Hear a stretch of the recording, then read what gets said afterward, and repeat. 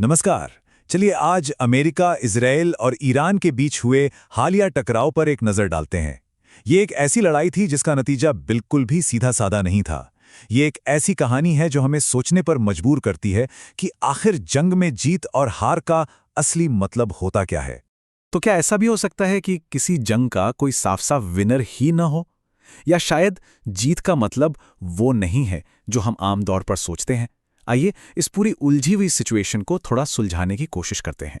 ठीक है, तो सबसे पहले अमेरिका और इजराइल की तरफ से देखते हैं। आखिर वो इस लड़ाई में शामिल ही क्यों हुए? उनके असल मकसद क्या थे? और सबसे जरूरी सवाल, क्या वो उन्हें हासिल कर पाए? आप देखिए, अमेरिका और इजराइल के 3 बड़े मकसद थे। ईरान में सरकार बदलना, उसके न्यूक्लियर प्रोग्राम को रोकना और उसके मिसाइल प्रोग्राम को कमजोर करना। लेकिन 40 दिनों की इस लड़ाई के बाद नतीजा क्या निकला? नतीजा साफ था, वो इन तीनों ही मोर्चों पर फेल हो गए।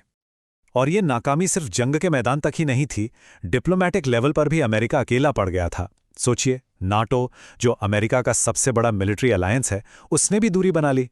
यहां तक कि जब हॉर्मूज की खाड़ी में, जो दुनिया के तेल व्यापार के लिए एक बहुत जरूरी रास्ता है, वहां के संकट से परेशान देशों से मदद मांगी गई, तो उन्होंने अमेरिका का साथ देने के बजाय सीधे ईरान से बात करना बेहतर समझा। ये अमेरिका के घटते हुए ग्लोबल असर का एक साफ इशारा था। लड़ाई के दौरान बातें तो बहुत बड़ी बड़ी हुईं, यहां तक कि उनकी सभ्यता को खत्म कर देने जैसी धमकियां भी दी गईं। लेकिन इतने कड़े शब्दों के बावजूद आखिर में रास्ता बातचीत और सीज़फायर का ही निकला। ये दिखाता है कि सिर्फ धमकियों की राजनीति हर बार काम नहीं आती।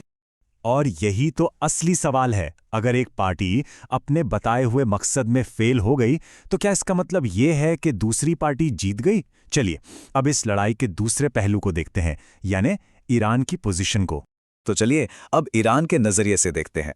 इतना भारी आर्थिक और सैन्य नुकसान उठाने के बाद भी ईरान ने कैसे एक डिफेंसिव लड़ाई को एक बड़ी स्ट्रैटेजिक जीत में बदल दिया। ईरान की स्ट्रैटेजी बहुत सीधी और असरदार थी। पहला स्टेप, अमेरिकी और इजरायली हमले को किसी तरह झेल जाओ।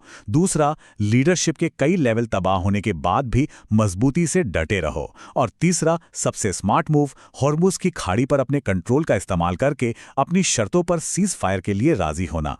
और इसका नतीजा क्या हुआ? तमाम आर्थिक और फौजी नुकसान के बावजूद ईरान ने मिडिल ईस्ट में अपनी एक नई और कहीं ज्यादा मजबूत पोजीशन बना ली। उसने दुनिया को यह दिखा दिया कि उसे इतनी आसानी से झुकाया नहीं जा सकता। इस लड़ाई का असर सिर्फ इन्हीं देशों तक सीमित नहीं रहा, इसने तो पूरे मिडिल ईस्ट के समीकरण ही बदल दिए हैं। आइए देखते हैं कैसे। इजराइल के लिए ये लड़ाई मुश्किलें कम करने के बजाय और बढ़ा गई।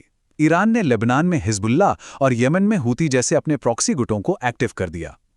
इसकी वजह से इजराइल को अब एक नहीं बल्कि तीन तीन मोर्चों पर एक साथ लड़ना पड़ रहा है, जिससे उसकी सिक्योरिटी की सिचुएशन और भी ज्यादा कॉम्प्लेक्स हो गई है।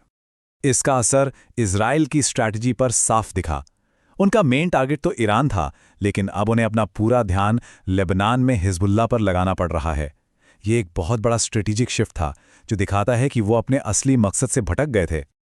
इस पूरी कहानी से मिडिल ईस्ट में अमेरिका के दूसरे सहयोगी देशों ने भी एक बड़ा सबक सीखा। उन्हें यह समझ आने लगा है कि वो पूरी तरह से अमेरिका के भरोसे नहीं रह सकते। और इसका नतीजा क्या होगा?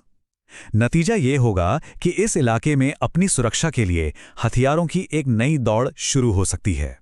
वैसे इस खेल में सिर्फ मिडिल ईस्ट के ही देश शामिल नहीं थे। दुनिया के दूसरे बड़े खिलाड़ी भी इसमें अपनी अपनी भूमिका निभा रहे थे।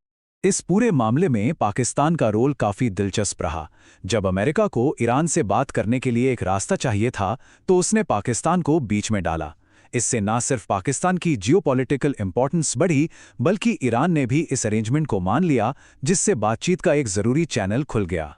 पर्दे के पीछे से चीन और रूस ने भी एक बहुत जरूरी भूमिका निभाई।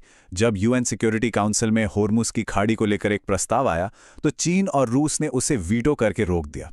इससे ईरान को इंटरनेशनल प्रेशर से एक बड़ी राहत मिली। और भारत की स्थिति तो सबसे ज्यादा नाजुक थी। उसने बहुत ही सावधानी से एक बैलेंस बनाने की कोशिश की। एक तरफ उसने ईरान के साथ अपने डिप्लोमैटिक रिश्ते बनाए रखे, तो दूसरी तरफ अमेरिका से भी एक खास दूरी मेंटेन की, ताकि किसी भी तरफ से रिश्ते पूरी तरह से खराब ना हो। तो अब हम कहाँ खड़े हैं? सीज फायर हो चुका है, लेकिन क्या ये एक परमानेंट शांति की शुरुआत है? फिलहाल एक सीज फायर तो है, लेकिन ये बहुत ही नाजुक है। इसका भविष्य इस बात पर निर्भर करता है कि आगे होने वाली बातचीत में दोनों पक्ष कितना लचीलापन दिखाते हैं। अगर दोनों अपनी अपनी जिद पर अड़े रहे तो हालात फिर से बिगड़ सकते हैं। और यही वो सबसे बड़ा सवाल है जो हमें सोचना है।